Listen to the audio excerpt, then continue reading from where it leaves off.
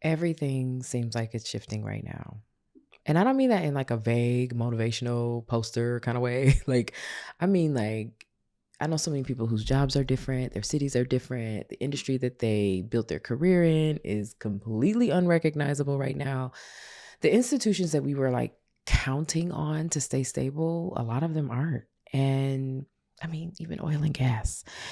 And when a lot is moving at once, it can start to feel like there's nothing left to hold on to. But there is. Maybe if you're like me, you might not have been looking for it in the right places.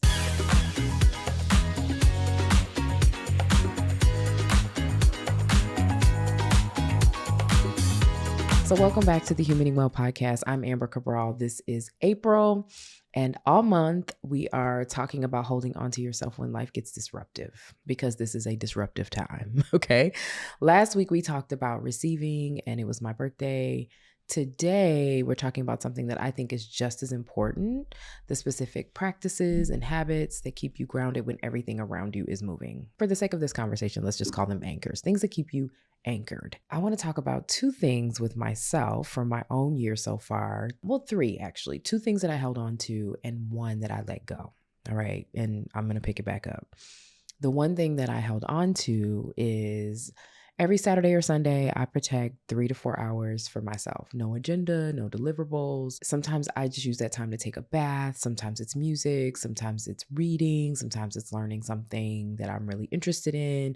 I had picked up Shibari. I was using that time to practice that. Sometimes it's just learning something I'm curious about. That was the first thing. The second thing that I've done really well at holding on to is the gym, which I'm surprised. I even went to the gym on my birthday. Okay. I have shown up when I didn't want to. I've gone when I was tired, when it would be a lot easier to just skip the gym. There was a period in there where I was sick for a couple of weeks. And y'all may remember this if you're a regular listener. I had the flu. I sounded terrible. I was coughing forever. It was awful. And I couldn't really go to the gym then. But when I could go back, I went. And that consistency, that small repeated choice, is a big part of why I haven't felt completely depleted this year. I know for sure that that's true. Now, the anchor that I dropped, and I'm a little embarrassed to admit this because I ask y'all to do this all the time, is play. Now, play is something that I genuinely love, and I don't think I appreciated it as much as I do now because it was missing for a while. I travel a lot, or I really used to, and I would always like throw a box of Legos in my bag. Something about building something with my hands on a flight or in a hotel room just kind of helps to reset everything for me. But when my travel slowed down this year and business got kind of funky, and business is still kind of funky, I got away from my Legos. I got away from playing. And at first I didn't even really notice it. I was just so preoccupied with trying to like figure out how to make things work. But I eventually did start to notice like, ooh, I'm not playing. Like my Legos aren't getting done. I have sets that I've been excited to do and I haven't even touched them.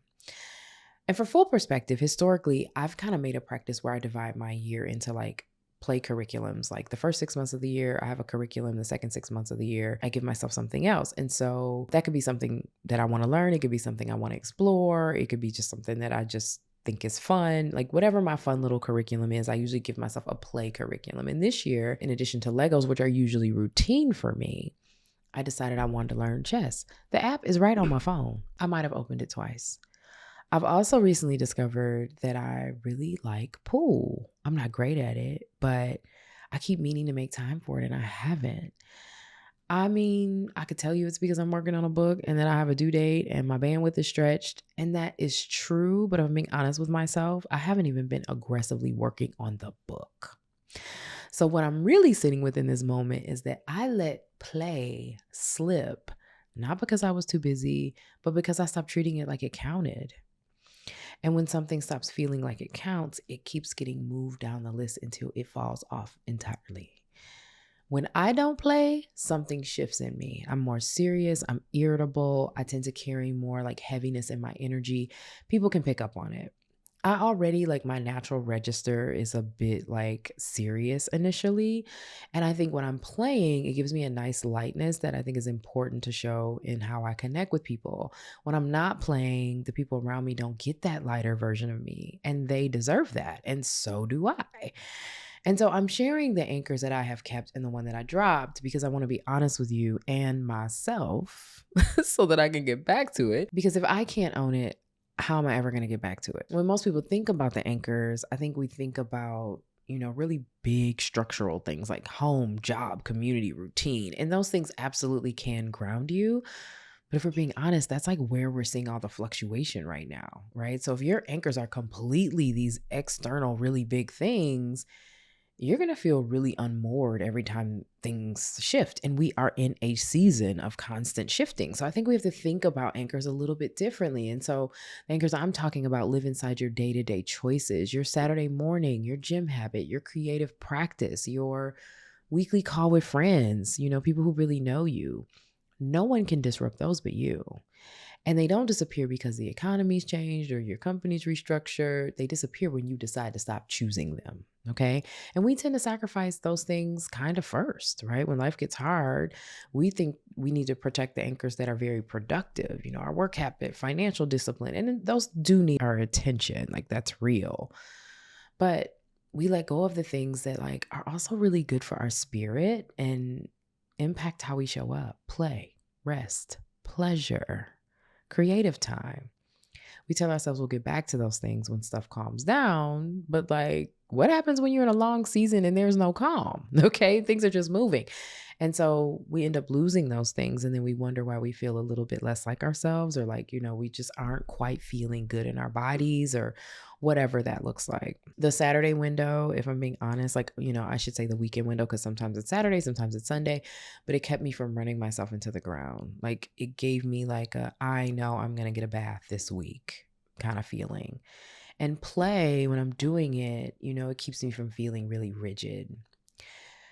The thing about anchors, these small ones, is like all you got to do is come back to it. It just means doing it one time. 10 minutes of chess on my phone, a Sunday afternoon where I actually protect the time that I said I would, going up the street and playing a game of pool by myself. The returning is the whole move.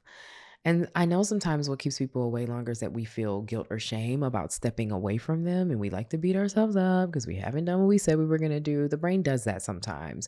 But really, as soon as you can get to it, like realize like you don't have to beat yourself up. Your anchor doesn't need a reason for why you were gone. It just needs you to show up. So to get back to your anchors, because I recently had to make this, a committed step for myself, I'm going to share those steps that I took with you. First, audit your week, not your intentions, your actual week. Pull up your calendar or however you organize your time and look at how you actually spent your time in the last 7 days. Not what you plan to do, what you actually did. Where did you show up for yourself? Where didn't you show up for yourself? The gap between what you intended to do and what actually happened is probably where your anchors actually reside. And so where is their time that you could have given yourself or should give to yourself? Most people kind of have an idea what they've been neglecting. The auditing part makes it harder for you to pretend that you're not neglecting. So like for me, I was like, I can't even act like I was doing something else. I just wasn't doing what I should have been doing, right? And so take a look at that calendar. The second thing, get specific about what dropping your anchors have cost you, not in a beating yourself up kind of way, in a practical way. So for example, if you haven't been resting, what decisions have you been making from exhaustion? If you haven't been moving your body, where is that tension sitting and how's it showing up in your patience? What does your focus look like? Your relationships? The point of this isn't, again, to beat yourself up. It's just to show you that your anchors are connected to how you function and how you show up every day. And when you can see that connection clearly, it stops feeling optional, right? When we think we're just doing something that's fun, it feels optional, okay? The third step is to schedule the return time. Don't just decide, oh, I'm going to go back to that. Pick an anchor that you've stepped away from, something you know is good for your spirit, good for your soul, good for your energy, good for your relationships. Put it on your calendar this week like it's a meeting that you can't move. Not a reminder, not a note to yourself, not a post-it on your computer, an actual block of time with a specific activity attached to it. Tuesday at 7 p.m., I'm going to go play chess for 20 minutes.